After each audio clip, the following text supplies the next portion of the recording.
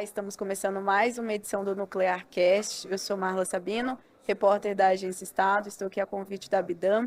Agora a gente recebe o Dr. Luiz Paroli, que é presidente da Embepar. Seja bem-vindo.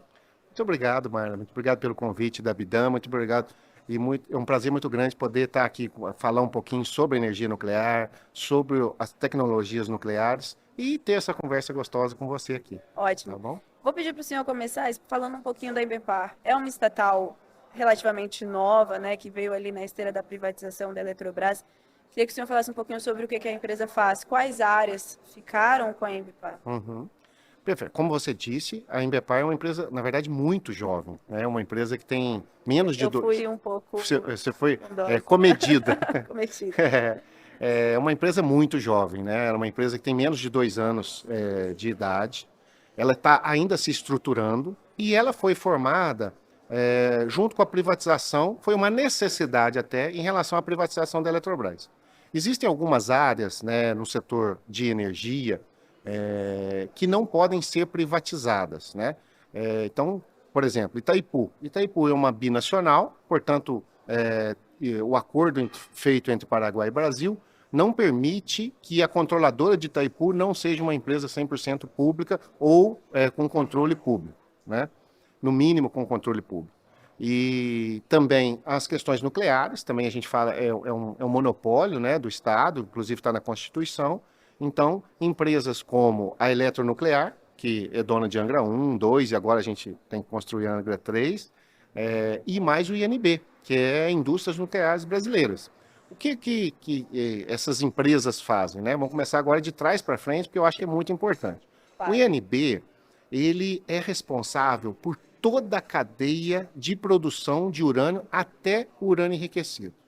Isso é um motivo de muito orgulho para o Brasil, né? Porque a gente consegue desde extrair o urânio, né, beneficiar esse urânio, até transformar ele em urânio enriquecido, que é o combustível das usinas nucleares, né? Então, a gente é um dos poucos países no mundo que tem condição de extrair o urânio, beneficiar o urânio e entregar o combustível pronto para a usina. Muitos poucos países, menos de 5 países no mundo, são capazes de fazer Não isso. sabia.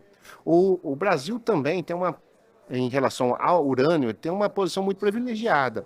O Brasil hoje está em sétimo lugar, sexto lugar em reservas de urânio, mas só foram averiguados ainda 1/3 do território nacional. Então, dizem que nós temos potencial para ser a segunda reserva de urânio no mundo, né? E isso, na verdade, é uma grande janela de oportunidade, né? Mas, por exemplo, isso está em análise? Como faz para descobrir esse potencial? Uhum. Então, aqui, esse 1/3 que já foi verificado, né? A gente já sabe, já tem confirmação. E existem algumas que estão em estado de início de exploração. Então, eu tenho, por exemplo, Caetité, na Bahia, que é uma mina que já funciona, a gente já extrai urânio lá. Esse urânio todo que é feito lá, a gente já consegue enriquecer e transformar em combustível para Angra 1, perfeito? Nós temos também um projeto com potencial gigante no Ceará, que é o Santa Quitéria, que lá nós temos a possibilidade de produzir 2.300 toneladas de urânio por ano. Só para você ter uma ideia, a necessidade do mundo é em torno de 55, 57 mil toneladas por ano. Então, a gente passaria, né, com a exploração agora de Santa Quitéria, que a gente está buscando a licença ambiental, a gente passaria a ser um player importante do ponto de vista de extração de urânio.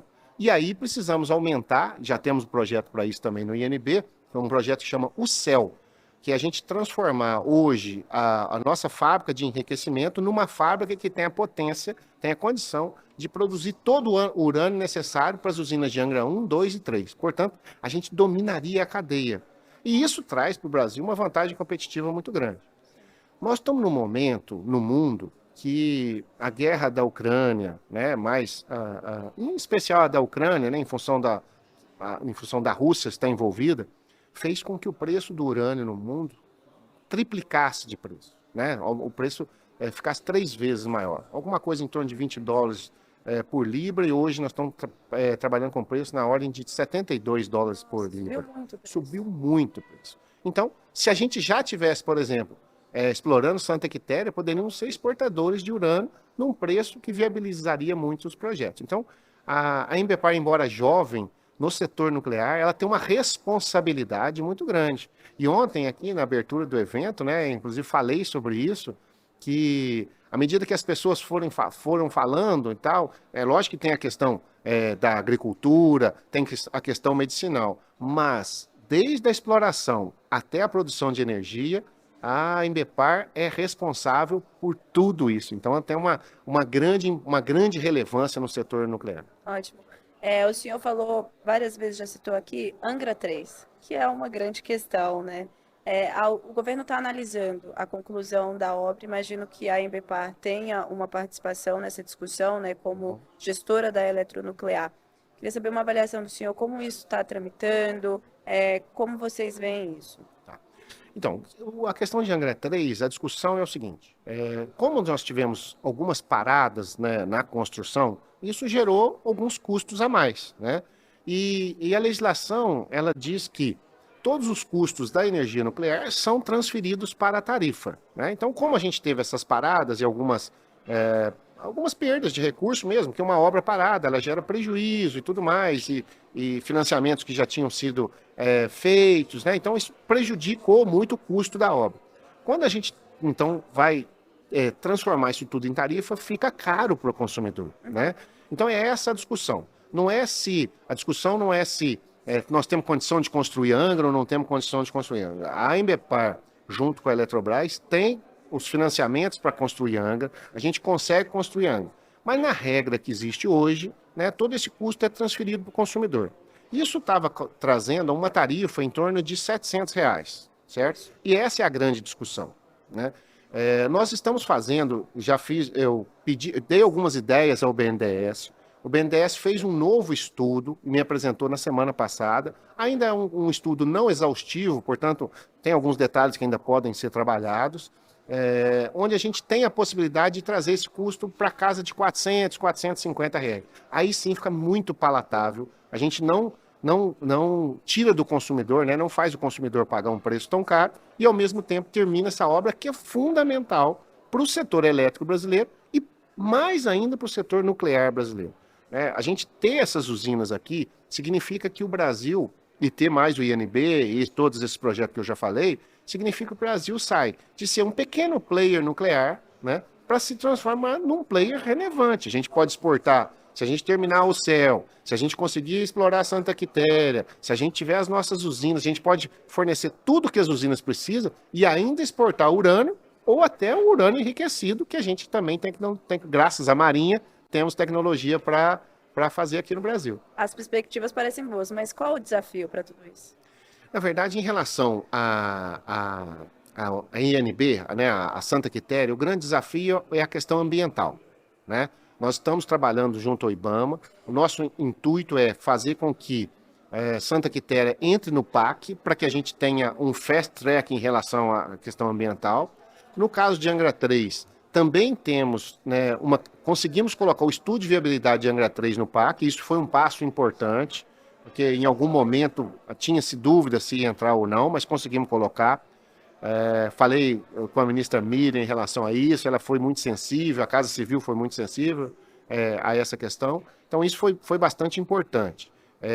No caso de Angra 3, é essa questão da tarifa mesmo, que é o grande desafio, mas acho também que a gente está conseguindo um caminho. Então licenciamento, no caso da usina de Santa Quitéria, que é um grande projeto, e no caso de Angra 3, é uma questão mesmo de fazer um equilíbrio da tarifa com o custo da usina. As questões financeiras em relação à Angra 3 estão muito mais bem encaminhadas e as questões também da licitação que a gente vai fazer e tudo mais, isso tudo já está trabalhado com o TCU, entendeu? O edital para a contratação do restante da obra já está trabalhado com o TCU, então assim, o assunto está bem adiantado. Acho que, no meu ponto de vista, a gente logo terá boas notícias em relação à Angra 3. Um outro desafio também importante para a gente é a revitalização, né, o aumento de vida útil de Angra 1, né, que é um projeto que é para o ano que vem. Então, a gente tem que botar foco nesse projeto. Então, construir Angra 3 e ao mesmo tempo trabalhar, né, com revitalizar Angra 1 também. Esse é o grande desafio da eletronuclear. A nuclear está passando por um momento de grande desafio, mas é assim que as grandes soluções acontecem, né? Se não É. tiver desafio, como é que a gente vai? Como vai procurar também uma solução, não é? Exatamente. Doutor Paroli, um prazer falar com o senhor. Muito obrigada, viu? Prazer foi todo meu, Marlon. Um grande abraço a todos e contem com a Ambepar. A Ambepar está lá para transformar toda essa tecnologia e conhecimento, né, que nós acumulamos nesses anos em riqueza para o Brasil e para mudar o patamar do Brasil na questão nuclear na geopolítica mundial. Obrigado.